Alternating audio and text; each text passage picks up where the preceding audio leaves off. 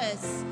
There'll be justice in that land. There'll be justice in that land. There'll be justice in that land when I'm gone. There'll be justice in that land. There'll be justice in that land. There'll be justice in that land where I'm bound. There'll be singing. There'll be singing in that land. There'll be singing in that land. There'll be singing in that land where I'm bound. There'll be singing in that land. There'll be singing in that land. There'll be singing in that land where I'm going. Come and come back to this land. Go back me to this land. Come and go with me to this land. Come and go with me to that land where I'm bound. Come and go with me to that land. Come and go with me to that land. Come and go with me to that land where I'm bound.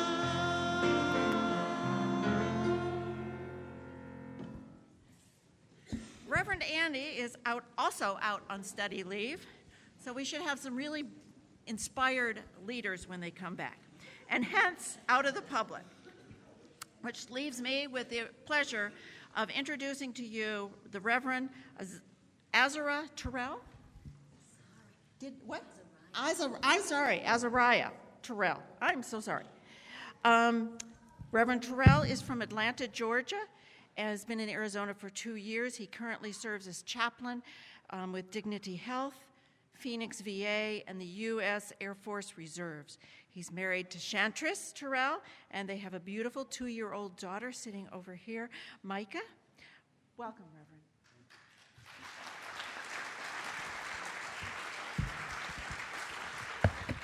Good morning, and thank you for having me. Oh, look at that. That's what I'm talking about.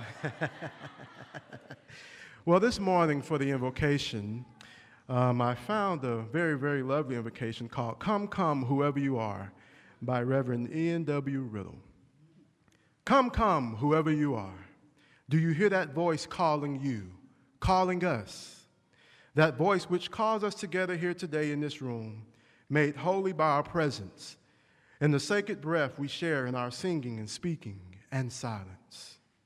That voice which calls us to remember that we are not alone, that we are inextricably linked to all other life, woven into a vast tapestry of existence of which we are powerful, integral, and holy part. And just as we have been called together here today, we act as the voice, the heart, the hands of another call, the call to walk with the wanderers, sing and dance with the worshipers, proclaim the memory of those who have taken their leave, wrap the despairing and the broken in the arms of love and community, and hold the hands of all of us who have broken our vows and call us back again and again to the covenant and work of justice, humility, and steadfast faithfulness. For this, we are here together today.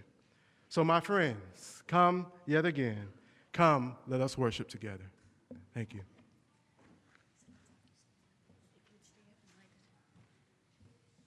And now we will light our chalice and say the words together.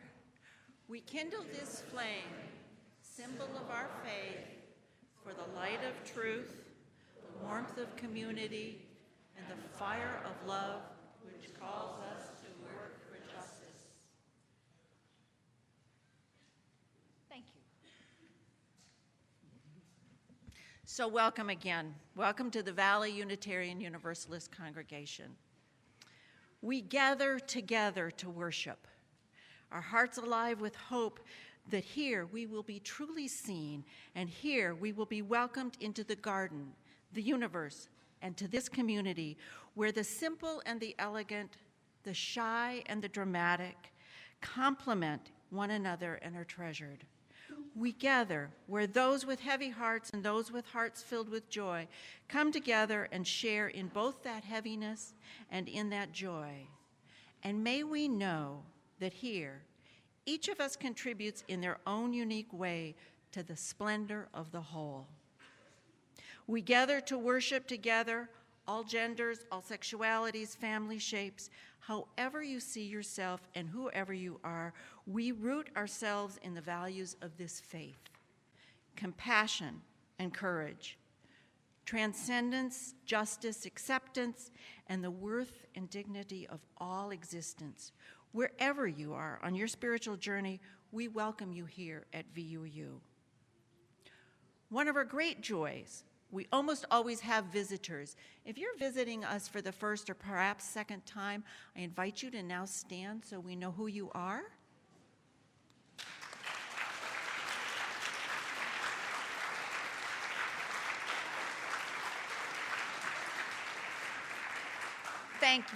Thank you, and welcome, special welcome to you. We hope that you will take time after the service to join our welcome circle in the back corner there. Please also take the time to grab some coffee and a snack in the back of the sanctuary. As we do every week, we have a pastoral care associate available for anyone who might need a listening ear. This morning, Dan Schulte, back there, is serving in that capacity, and Dan will be up at the front of the sanctuary after the service. If during the service you or somebody you're with needs a break, over here we have a comfort room. There's a speaker inside, so you shouldn't miss any of the service. And now 2 extra announcements. September 29th, 2 weeks from today, we will have our annual stewardship campaign kickoff lunch right following the service. We have activities for the kids, ice cream sundaes, and more. Please, please plan to be part of this exciting event. You should have received an electronic notice. There are notices in Happenings. It's in the Sunday Bulletin. You will actually get something in the real mail. It contains an RSVP link, and we do really hope you will respond because we need to know how many we have coming. You also, on your chairs today, or on most of the chairs, have a half sheet of paper. If you would rather respond with paper and pencil, do so, put it in the collection plate. Just I ask you, don't respond both ways. Pick one or the other. And finally, final announcement is we have bumper stickers for sale. They are in the back, and they are $2 a piece, 2 different varieties. So, advertise us. Covenant, authentic covenant. About 2 years ago, I began an ongoing process of breaking my life down into 7-year increments and journaling about each of these periods. I don't write about them in any particular order, but rather jump around, track back, whatever strikes me at the moment. So, birth to 7 years, although I will admit those first couple of years are a little bit on the vague side. Then age 14, 21, 28, 35, and so on. As I started to reach my 40s, instead of 7-year increments, major life events started marking time. Career changes, divorce, new marriage, relocations, diagnoses, retirements, deaths, new beginnings. And as part of this process, in addition to reflections on events, I try to look at how I saw myself and especially how I responded to myself at those times. And then I follow this by trying to embrace that self, to offer myself compassion. Dump the guilt, dump the critical voice in my mind, and discard all the judgment with which I so easily adorn myself. And as I said, this is an ongoing project. I keep a separate journal, including pictures, for this purpose. It's been wonderfully healing. And then a fun note to this is it's also led me to spend many hours with my sister reflecting back on events together. So I turned 70 this year and started asking myself, how, when I turn 80, would I reflect on this current decade of my life? How it will turn out, I can't know, but I have entered into a covenant with myself as to how I will be with myself and with others. It is a covenant that I believe to be deeply authentic.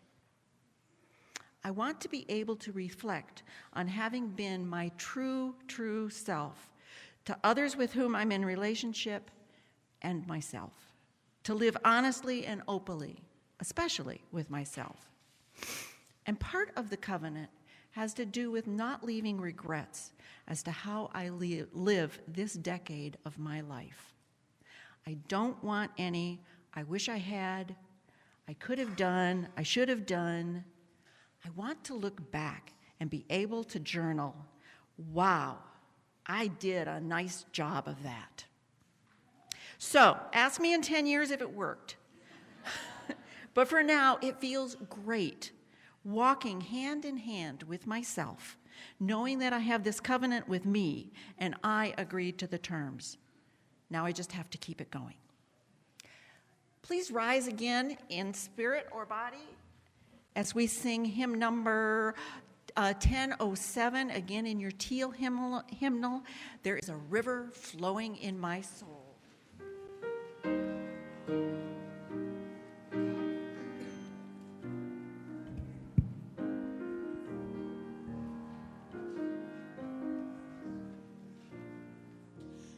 There's a river flowing in my soul.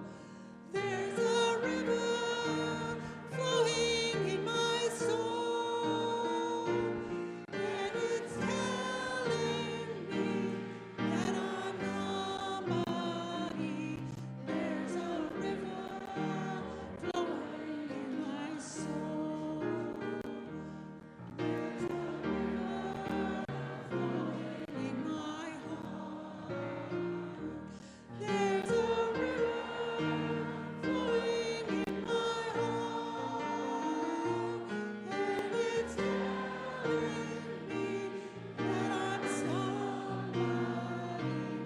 There's a river flowing in my mind. There's a river flowing in my mind.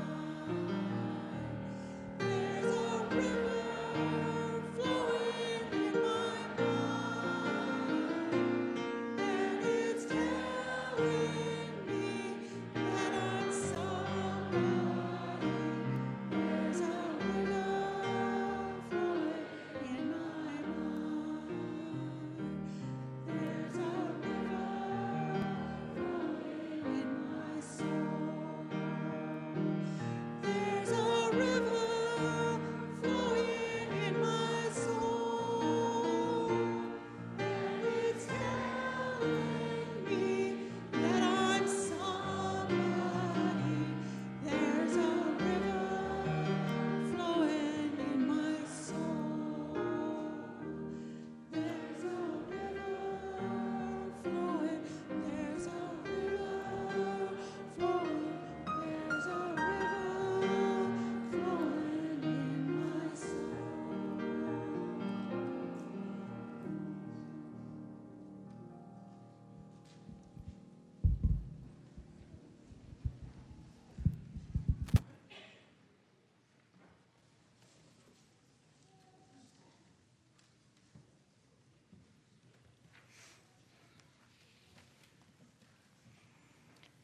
One of the purposes of this church is to encourage all who gather here to grow more generous in spirit and action. Our congregation is entirely self-governed by the democratic process. One of the privileges of our free church tradition is to provide all of the financial support for our many ministries from among ourselves. Generosity, therefore, is one of the spiritual values we recognize as central to our pastoral and to our institutional well-being. I now invite you to participate in the blessing of giving as the ushers come forward among us to accept our gifts. And I've got to fly, sorry. May the ushers come forward, please.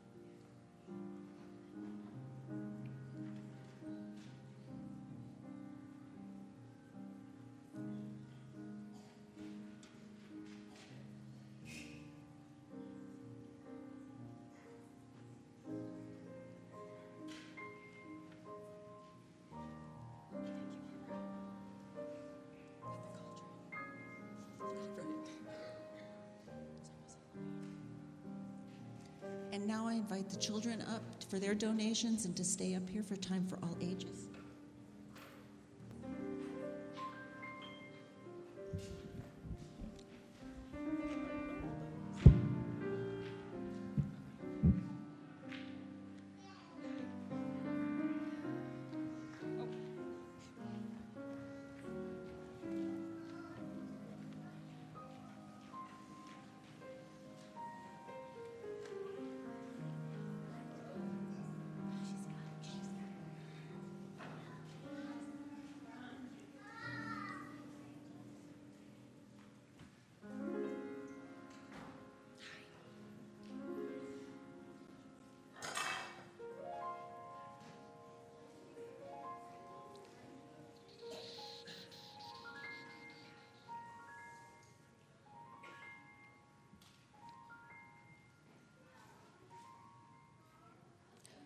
Good morning. Thank you for your generosity. Today I'm going to be reading a story about a young girl who comes to find out things she likes about herself. So Molly Lou Lemon stood just taller than her dog and was the shortest girl in the first grade. She didn't mind. Her grandma told her, "Walk as proudly as you can, and the world will look up to you." So she did. Molly Lou Lemon had buck teeth that stuck out so far she could stack pennies on them. But she didn't mind.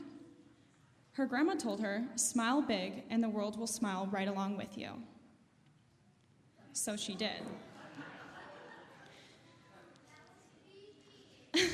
Sorry. Then Molly Lou Lemon had a voice that sounded like a bullfrog being squeezed by a boa constrictor. She didn't mind. Her grandma told her, "Sing clear and strong, and the world will cry tears." So she did.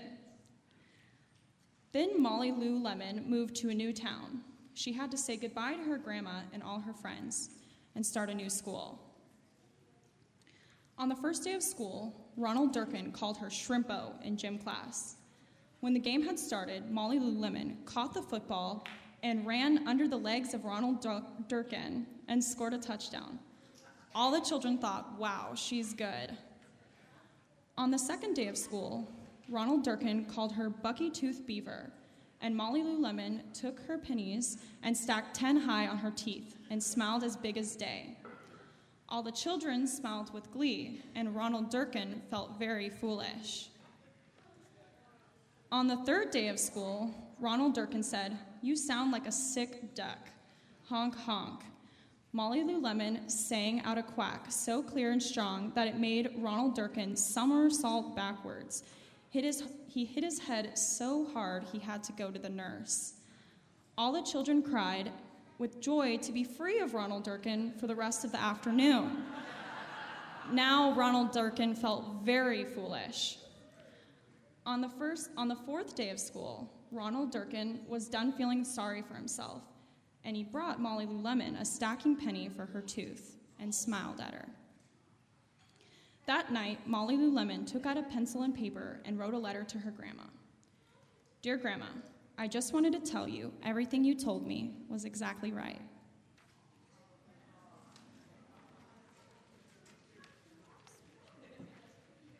And now we'll sing the children out to their classes as we make a bridge between the aisles. Is your what?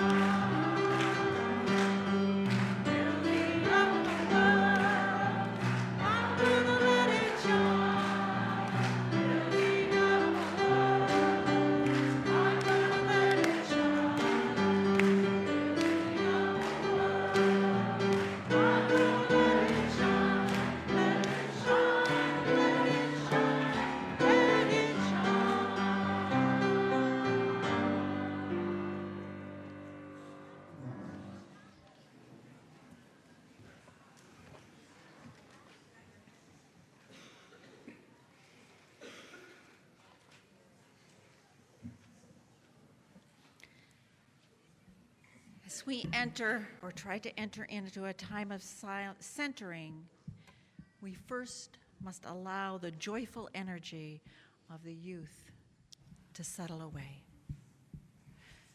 Taking in some quiet, deep breaths, bring your awareness to yourself.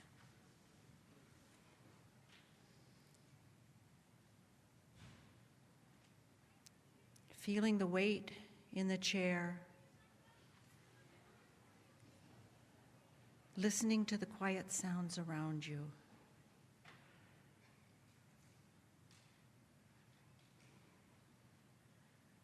Bring yourself to the present, to the now.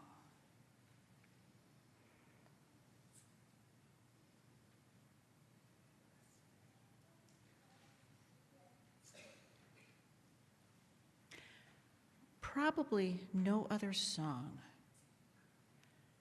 no other prayer, no other piece of liturgy is so well known and loved in Unitarian Universalism as Spirit of My Life, written by Carolyn and McDade. In 6 short lines, Spirit of Life touches us touches so much that is central to our faith. Compassion, justice, community, freedom, reverence for nature, and the mystery of life. It finds the common ground held by humanists and theists, pagans and Christians, Buddhists and Jews, gays and straight. Spirit of life, come unto me. Sing in my heart all the stirrings of compassion. Blow in the wind, rise in the sea, move the hand, giving life the shape of justice. Roots hold me close, wings set me free. Spirit of life, come to me, come to me.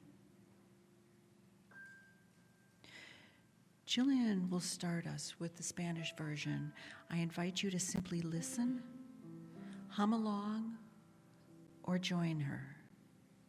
Follow your own spirit. Then we will join our voices and sing it in English. The words will be on the screen. Please remain seated.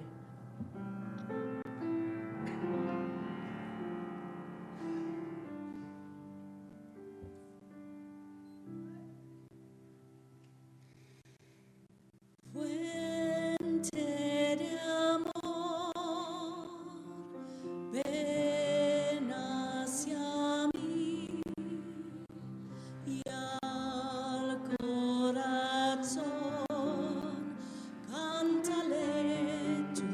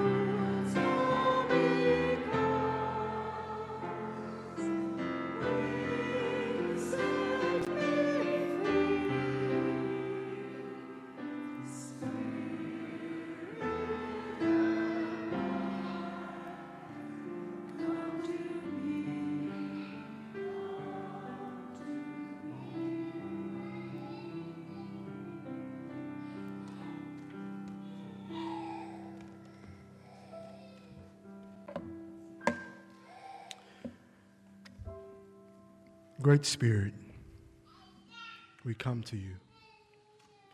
I pray for peace in the hearts of those under the sound of my voice and for those who may come across this prayer.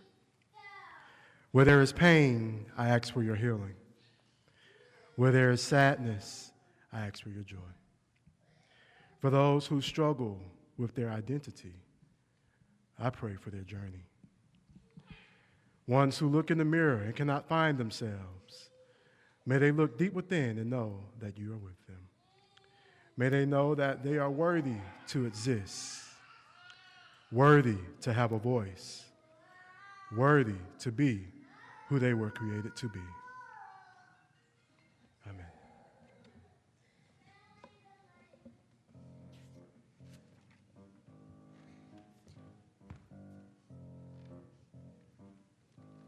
Be nice. Be nice. Be nice. Be nice. I just want to be happy. I don't want to feel nasty. Trying to turn my vibration around so I can feel fantastic. Talking to myself in the mirror, telling me to cheer up. Everyone around got tears of a clown and it's so cold like Siberia. But I do not want negative energy. If you get what you give me positivity. Give it to me. Hey, be different. Be nice. Just smile. I promise it'll change your life. Hey, be different. Be nice. Just smile. I promise it'll change your life. Be nice. Be nice. Be nice. Be nice. The love you give is the love you get. So be nice and change your life. Be nice. Be nice. I got a new direction. I ain't got no time for stressing. I don't want to carry no bad vibration. I don't want to be in depression. I just want to be cool, live my life without the problems. Everybody trying to push me down to the ground, but I ain't living life from the bottom. 'Cause I do not want negative energy. If you get what you give me positivity. Give it to me, hey, be different. Be nice. Just smile. I promise it'll change your life. Hey, be different. Be nice. Just smile. I promise it'll change your life. Be nice. Be nice. Be nice. Be nice. The love you give is the love you get. So be nice and change your life. Be nice. Be nice. Be nice. Be nice. If we could all just find a way to fly away, to slip into a brighter day. One step so deaf, so right, go left, and do it to 'em right away. I'm talking to all of my leaders. We should just powwow and all of us meet us and fight for each other, not one another. And when we talk, be nice to each other. Be cordial, be glad, be happy, not sad. Stay in your bag. Be good to each other, be hood to each other. En la lucha, en la raza, on and on. Love that we give and keeps rolling on, rolling on. Hey, be different. Be nice. Just smile. I promise it'll change your life. Hey, be different. Be nice. Just smile. I promise it'll change your life. Hey, be nice. Hey, be nice.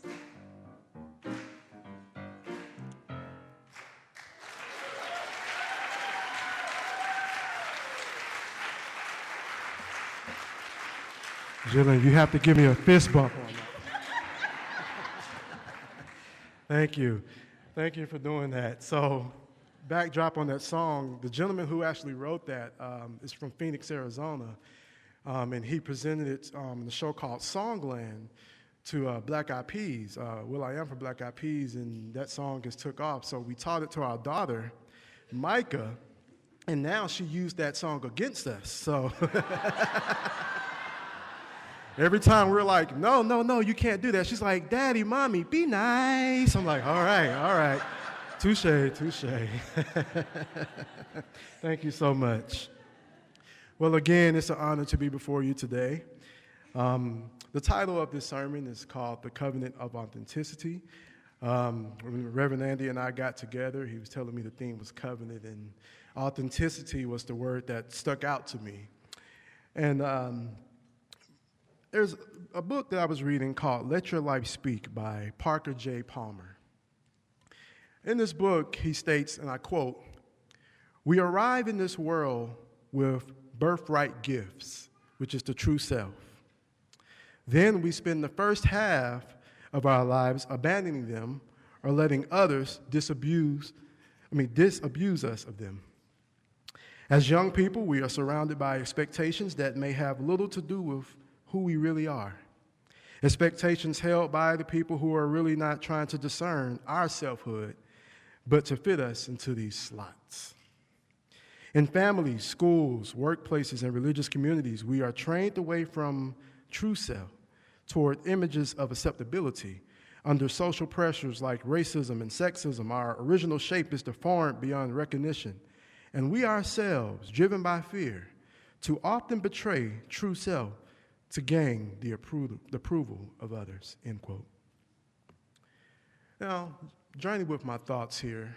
What if one day you woke up and let's say you look in the mirror and you weren't you?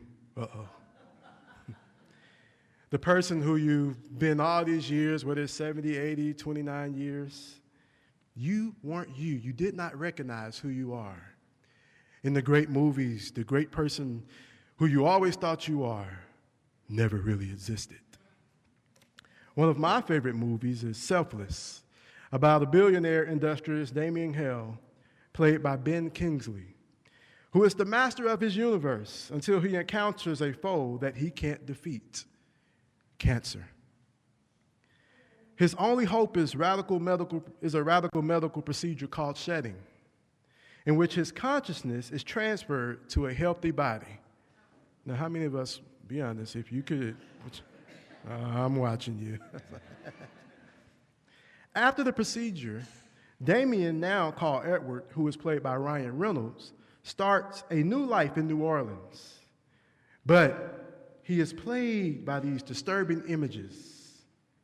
When he dives into Edward's mysterious origin, he learns that some will kill to keep it a secret. Now, in my mind, and I'm a deep philosophical thinker, what if, deep in our own consciousness, the real you has been fighting to get out? But there are establishments that would kill to keep you suppressed, oppressed, or hidden. Growing up, and I grew up Pentecostal, and Reverend Andy and I shared that, and one of the things about Pentecostalism was I just knew everybody had a first-class ticket to hell, no matter what you did.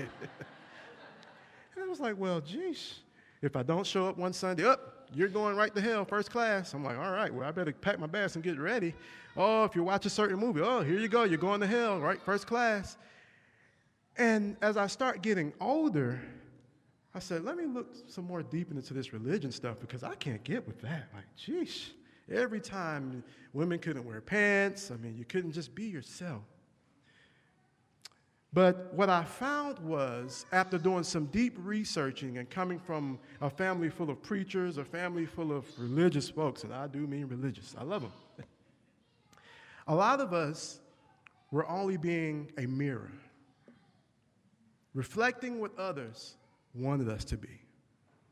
In his book titled Man's Search for Himself, American psychologist Roland May states, "I'm just a collection of mirrors, reflecting what everyone else expects of me. I start thinking about my own life and why I hold on to that in which I was raised. And I looked around and start talking to people one-on-one, and I realized most people hold on to their religious beliefs because of someone else. As we used to say, I'm from Atlanta, Georgia, down south. Well, mama them said that's what we gonna do, so that's what we gonna do. So then I start talking to friends, and they would say, I'm Christian, I'm Muslim, I'm Hindu, and so on, because honestly, that's what my grandmother said we were gonna do. Or because everyone else was doing it, and I didn't want to be the oddball out, because then I'll be marginalized or exiled from my so-called friends or family.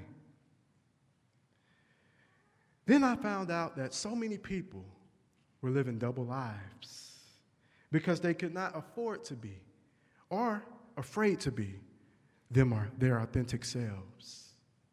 One of the mystic theologians, Howard Thurman, once asked a question in his sermon, what do you want really? Who are we really? What are we really after in this lifetime? What is my point of being here in this world?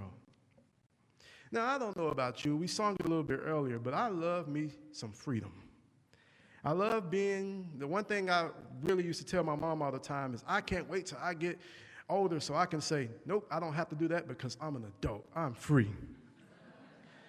Now I find myself saying, geez, I wish I was a kid again. I got to go to work. I got to pay all these bills. I don't feel so free,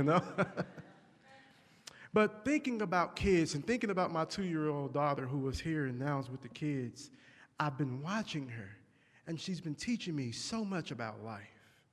The fact that there's a freedom she has to express herself. There's a freedom she has to be who she wants to be.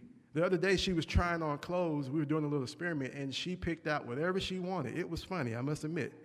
But she felt so alive. And we would say, well, try something else, baby. And she would throw the clothes down and say, oh. But I realized what happens to us as we start growing up. We have these big dreams. We have these big imagination. And then people start telling us, well, no, that won't work.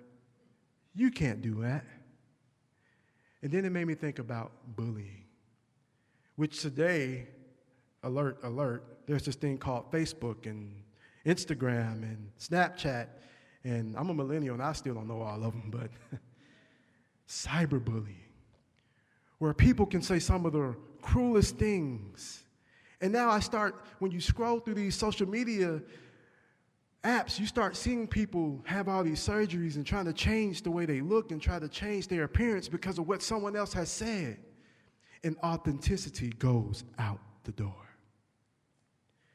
Søren Kierkegaard views the media as supporting a society that does not form its own opinions, but utilizes the opinions constructed by the news.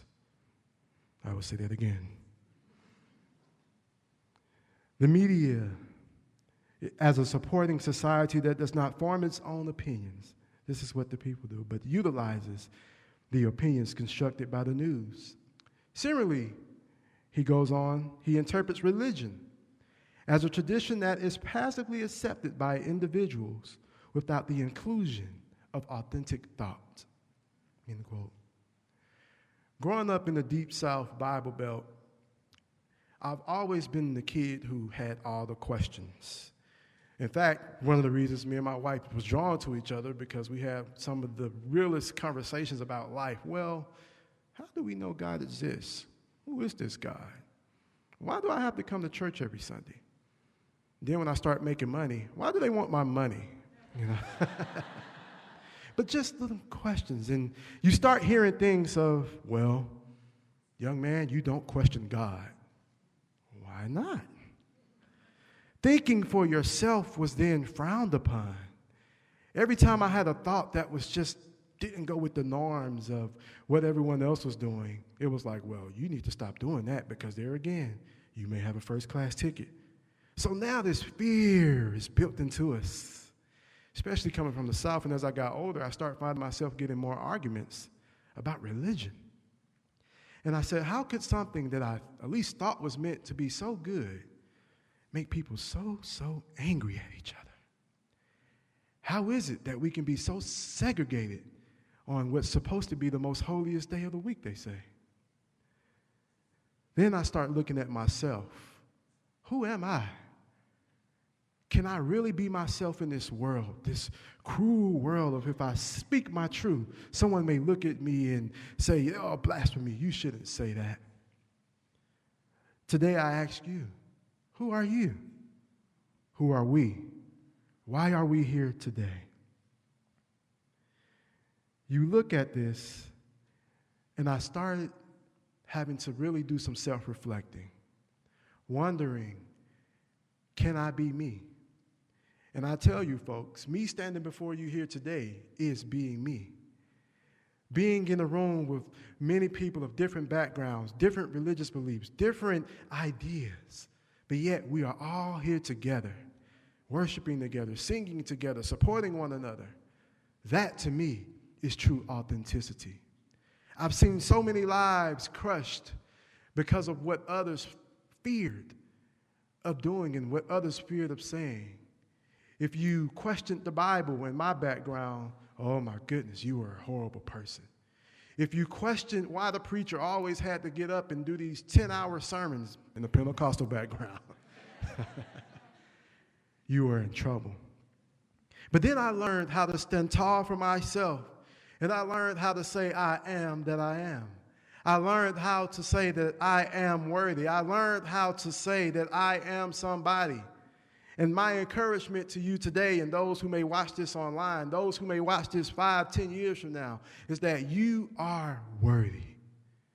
And we have a right to be our authentic selves.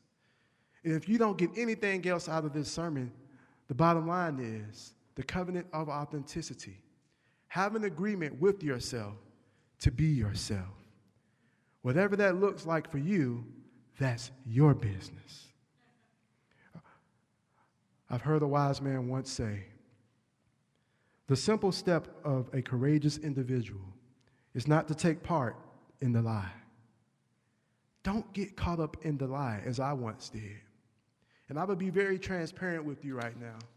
When I first got into ministry, I just knew I had to be at the church doors, and this is Pentecostalism, every time it opened up. I knew that because I was one of the associate ministers, and I always thought that, well, I can put my family on the back burner as long as I do this and do that because I'm working for God. And this is what I grew up seeing. I grew up seeing a mother crying tears because her husband had to go out and always be there for other people, but at home feeling abandoned. And I myself was on that same path. But thankfully, I married a strong woman. She's sitting right there. And she said, look here, Bubba.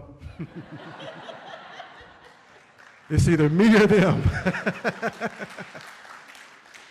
And here I am, this big, strong man. Like, who you think you talking to, woman? But she hurt me, and I started thinking, like, goodness, I'm willing to lose someone who truly loves me for me, who knows all of my flaws, who are with me when I feel like I'm not strong enough. She's encouraging me. She's pushing me. And I was ready to throw that away just so I can please people. The lesson I've learned is when I learned how to say no to certain things, when I learned how to be me, I've never felt freer in my life. So as I close this morning, I will invite you to say this and repeat this after me. This is a covenant I wrote for myself, and I say this anytime I'm feeling down or anytime I need to remind myself. Are you ready? Here we go. Today and forevermore, I will be me. The real me. Not worried about what others think of me. If they can't accept me for who I am, then that's their problem. Not mine. I promise to love myself and treat myself with respect. I promise to spend time with myself and learn more about myself. Now, really strong, we're going to say this. I am worthy. I am enough. I am strong. I am courageous. And I am unapologetically me. This covenant I keep with myself. Now and forevermore. Thank you.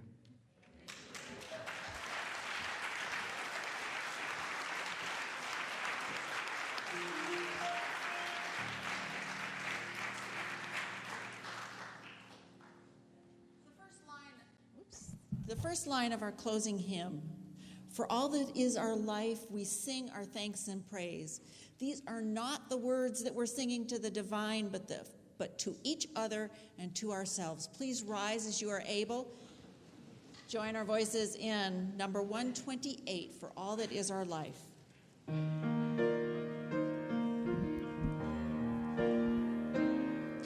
For all that is our life, we sing our songs and praise.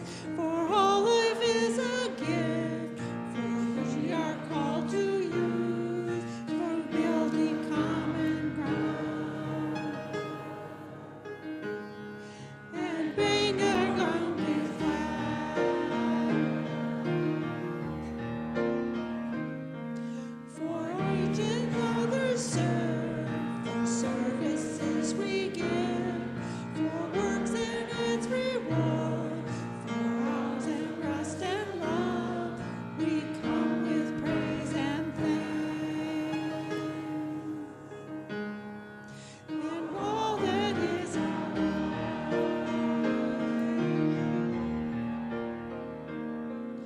for sorrow we must bear, for failures, pain, and loss. For each new thing we learn, for fearful hours that pass, we come with praise and thanks. For all that is our life,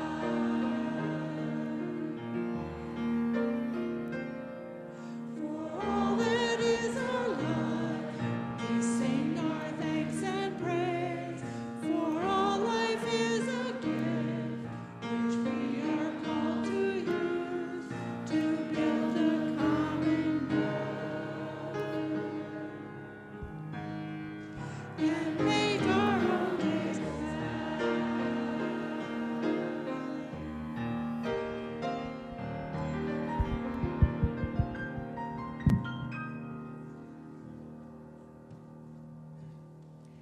And now please join me in our chalice extinguishing words. Though we extinguish the chalice, our connection to each other and this community remains. May its light guide us this week as we walk the path of justice, speak words of love, and fill our world with compassion until we meet again. May we go in peace this week, and may you be your true selves. Peace and blessings to you.